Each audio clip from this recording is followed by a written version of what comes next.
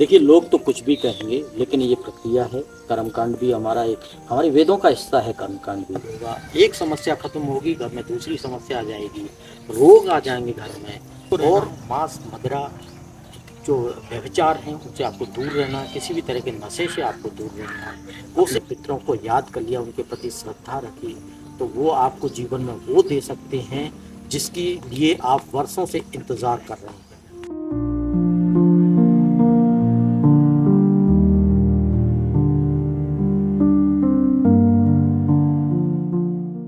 नमस्कार, आप देख रहे हैं क्लासिक अनफिल्टर्ड और मैं हूं राजकुमार प्रजापति। बहुत सारे लोगों को कई तरह की समस्याएं होती हैं, लेकिन रीज़न नहीं पता चल पाता कि उनको किस तरह की समस्या है और क्यों हो रही है।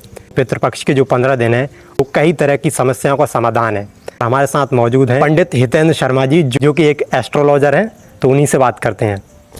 नमस्कार। मतलब पंडित जी, ये बताइए कि पितृपक्ष का वैज्ञानिक महत्व क्या है, क्यों लोग मतलब हिंदू धर्म में क्यों इसके बारे में लोगों को जानना चाहिए, और खासकर आज की युवा पीढ़ी को, क्योंकि वो इन चीज़ों को बड़ा रूढ़िवादी मानते हैं। देखिए, युवा पीढ़ी के साथ विचार उनके साथ दोहरी स्थिति है। एक तरफ वो वेस्टर्न को मानना चाहते हैं, यूरोपियन कल्चर को मानना चाहते हैं, दूसरी तरफ वो ये कोशिश करते हैं कि हम हमारी जो परंपराएं हैं, हमारी जो चीज़ें हैं, उनको हम धीरे धीरे छोड़ते जाएं और वेस्टर्न की तरफ जाएं। हमारी जो सनातन परंपरा है उसमें तो पितरों का विशेष स्थान है ही। आप वेस्टर्न में भी जाएंगे तो वहाँ भी पितरों को पूजा जाता है, वहाँ भी लोग अपने पितरों की समाधि के पास जाते हैं, फूल चढ़ाते हैं, साल में एक बार ज़रूर जाते हैं। तो अगर जो युवा जिनको ये लगता है कि वो वेस्टर्न कल्चर को फॉलो करते हैं, तो भी उनको पितरों को मानना चाहिए। सनातन में उसकी विशेष स्थान है, क्योंकि हमारे यहाँ हम मानते हैं कि जो पितृ हमारे, जिनको मोक्ष की प्राप्ति नहीं हुई, जो अतृप्त रह गए, वो पितृ हैं और वो पितृलोक में वास करते हैं। पितृलोक में जो पितृ वास करते हैं, जो पृथ्वी घूमती है, जो हमें अच्छी तरह से पहले से पता होना चाहिए कि 14 लोक हैं। पृथ्वी लोक के 6 नीचे लोक हैं और पृथ्वी लोक के 7 लोक ऊपर हैं। तो जो सबसे नज़दीक लोक है वो पितृलोक। ये माना ये जाता है कि चंद्रमा के पश्चिम भाग में पितृलोक होता है, और जब सूर्य दक्षिणायन होता है तो सबसे करीब ये जो 15 दिन है पितृपक्ष के, इन पितृपक्ष के 15 दिन में वो जो पितृलोक है वो पृथ्वी के सबसे करीब होता है। तो आपके पितृ आपकी ओर देखते हैं। ये माना जाता है हमारी परंपराओं में कि जब पितृ आपकी ओर देखते हैं, उस समय अगर आपने अपने पितरों को याद कर लिया, उनके प्रति आपका भाव है, तो वो प्रसन्न हो जाते हैं और वो आशीर्वाद के स्वरूप में आपको ऐसी ऐसी चीज़ें दे जाते हैं जो जनरली हम लोग, जिसके लिए हम लोग बहुत प्रयास करते हैं। जैसे भौतिक वस्तुओं की बात करें तो सुख शांति समृद्धि जैसी चीज़ें पितरों के लिए बहुत आसान है। और आप खुद सोचिए, आपका कोई किसी व्यक्ति का पिता है, वो पिता क्या चाहेगा? वो यही चाहेगा कि उसके बच्चे खुश रहें, सुखी रहें। वो कब रुष्ट हो सकता है? जब आप उसे पूछेंगे नहीं।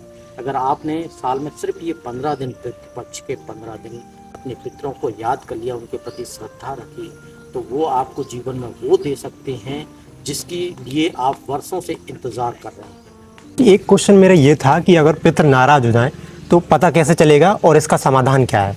देखिए, पितृ अगर नाराज होते हैं तो सबसे पहले आपके घर में सुख शांति जो है वो खत्म हो जाती है।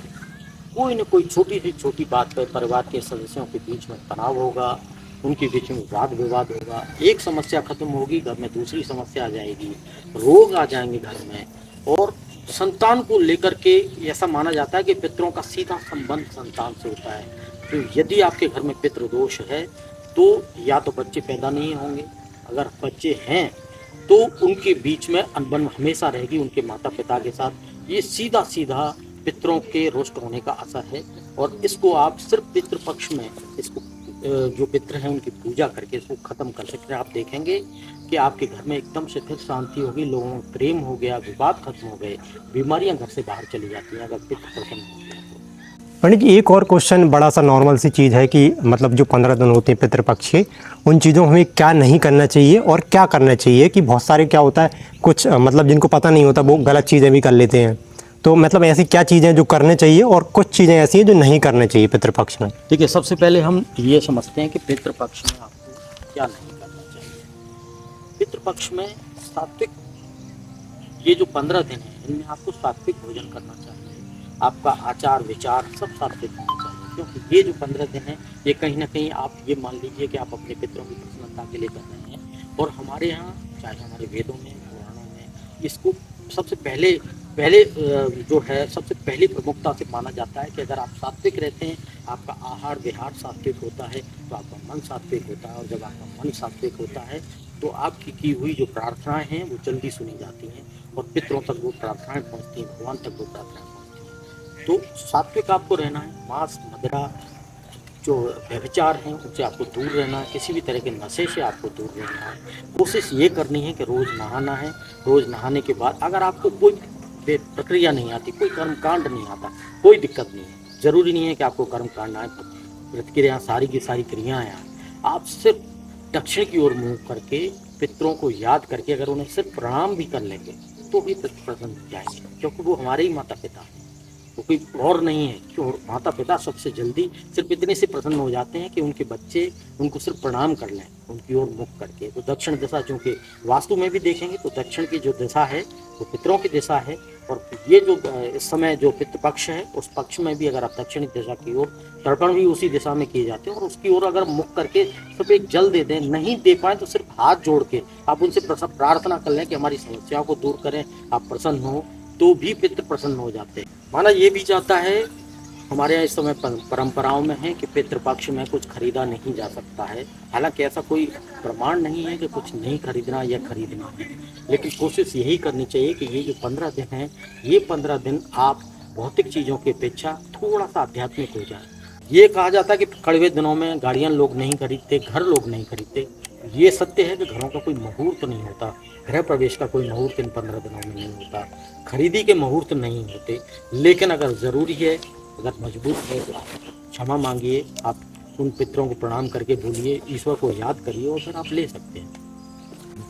पंडित जी, एक चीज़ और ये है कि बहुत सारे लोग युवा हैं जो मतलब जल अर्पण करना चाहते हैं, तो उनको मतलब क्या विधि है, थोड़ा सा आप बताइए, क्योंकि बहुत सारी वो रहती हैं कि मिथ है कि इस तरह से करने चाहिए, कोई कहता है इस तरह से करने चाहिए, तो क्या प्रोसेस है वो बता दीजिए थोड़ा। देखिए, किसी भी पूजा में सबसे महत्वपूर्ण होती है आपकी आस्था, उसके बाद दूसरी चीज़ें शुरू होती हैं। अगर आपके मन में आस्था है, श्रद्धा है, तो प्रक्रिया उसके बाद आती है। फिर भी तर्पण की एक प्रक्रिया है, एक दिशा है, एक समय है।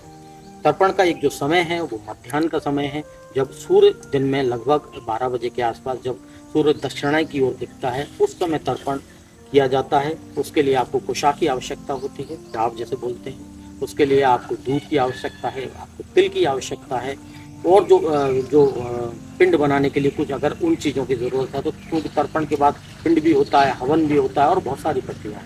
लेकिन सिर्फ आप तर्पण देते हैं तो आपको कुशा की आवश्यकता है। पहले ये नदियों में दिया जाता था, नदियों में खड़े होकर के दक्षिण की ओर मुख करके आप कुश को हाथ में लेकर के पितरों को जल अर्पण करते थे, और उसके बाद तिल और ये सब चीज़ें पंडित जी, एक और सवाल सिंपल सा था कि बहुत से लोग गया जी जाते हैं पिंडदान करने के लिए, और कहाँ कहाँ पिंडदान कर सकते हैं और क्या महत्व है पिंडदान का? देखिए, पितृपक्ष में जो तर्पण है गया जी में किया जाता है। हालांकि अब नर्मदा जी में भी लोग तर्पण करते हैं, शिप्रा जी में भी करते हैं, और बद्रीनाथ में एक जगह है, उसको बोलते हैं ब्रह्म कपाल, वहाँ भी तर्पण किया जाता है। कहते ये हैं कि आपको गया जी या ब्रह्म कपाल जाने के बाद अगर आपने एक बार तर्पण कर लिया तो आपके जो पितृ हैं वो तृप्त हो जाते हैं, और आपको फिर तर्पण की ज़रूरत नहीं पड़ती है।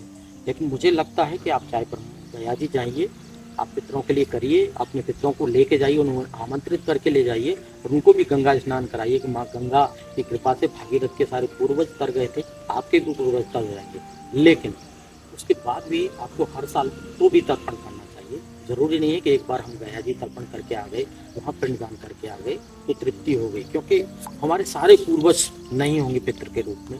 हमारे सिर्फ वो पूर्वज बचे होते हैं जिनको मोक्ष की प्राप्ति नहीं होती। और इन 15 दिनों में आपकी जो पूजा है उसमें एक भाव ये भी है कि आप ईश्वर से ये प्रार्थना करें कि मेरे जो पितृ हैं उनको मोक्ष की प्राप्ति हो, वो प्रसन्न रहें। तो इससे 2 फायदे होते हैं, एक आपके पितरों को मोक्ष की प्राप्ति होती है, क्योंकि आपका भी कहीं ना कहीं उसमें पूजन भजन और आपकी भी प्रार्थना जुड़ी होती है, और वो चूंकि अतृप्त हैं तो आपकी पूजा से वो तृप्ति हो जाते हैं। कई लोगों की पूर्वज जो अकाल मृत्यु हो जाती है जिनकी, तो उनके लिए क्या महत्व है, मतलब पितृपक्ष का उनके लिए ज़्यादा इंपॉर्टेंस हो जाती है, ऐसा? बिल्कुल, उनके लिए ज़्यादा इसलिए क्योंकि वो तो अतृप्ति हैं, और वो पितृलोक में उनकी मुक्ति नहीं होगी जब तक वो रहेंगे, उस लोक में रहेंगे। आपको उनके लिए तो ज़्यादा, उन्हीं के लिए तो करना है ये सब तर्पण। क्यों? देखिए, लोग तो कुछ भी कहेंगे, लेकिन ये प्रक्रिया है। कर्मकांड भी हमारी वेदों का हिस्सा है, कर्मकांड भी। हमारे वेदों में जो 4 वेद हैं उनमें अलग अलग चीज़ें बताई गई हैं। उन चारों चीज़ों पे जो लोग इस पर सवाल उठाते हैं, क्रियाओं पे सवाल उठाते हैं, जो हमारी पूजाओं पे सवाल उठाते हैं, मुझे ऐसा लगता है कि उन लोगों को सिर्फ इतना समझने की ज़रूरत है कि अगर आपको दिक्कत है तो आप मत कराइए, जिसको इससे फ़ायदा हो रहा है वो करा लेगा। आपकी श्रद्धा है तो आप कराओगे। जब आप फंस जाओगे, जब आपको समझ में आएगा कि आपके पास कोई रास्ता नहीं बचा, तो आप खुद कराने जाओगे। बाकी तो 10 तरह, ये वही लोग हैं जो 10 तरह की बातें करते हैं, जो ये वही लोग हैं जो 4 दिन एक मंदिर जाते हैं, फिर कहते हैं यहाँ काम नहीं हुआ तो फिर दूसरे मंदिर चले जाते हैं, फिर वहाँ काम नहीं हुआ तो तीसरे मंदिर चले जाते हैं। ये खुद अपने आप पे इनको ये ईश्वर पे भी इनको कोई विश्वास नहीं है ऐसे लोगों को। तो ये ऐसे लोगों के लिए ये सब चीज़ें काम भी नहीं करती हैं, क्योंकि कोई भी चीज़ तब काम करती है सृष्टि की जब हमें उस पर पूरी तरह से विश्वास होता है। तो आपका विश्वास अगर है तो आपके लिए सत्यनारायण की कथा भी वो कर सकती है जो भागवत से ना हो, और अगर आपको विश्वास नहीं है तो आपके लिए चाहे सूर्य में एक यज्ञ करा दिया जाए तो भी आपको उसका कोई फ़ायदा नहीं मिलेगा। तो ये सब पितृपक्ष की बातें थी। मैंने खुद इस पर रियलाइज़ किया है कि ये सब चीज़ें मतलब फॉलो करनी चाहिए, क्योंकि हमारे पितृ जो होते हैं, हमारे पिताजी होते हैं, उनके प्रति रिस्पेक्ट ही है ये, क्योंकि हम उनके लिए ही चीज़ें कर रहे हैं। तो इस वीडियो में बस इतना ही। देखते रहिए क्लासिक अनफिल्टर्ड। धन्यवाद। नमस्कार।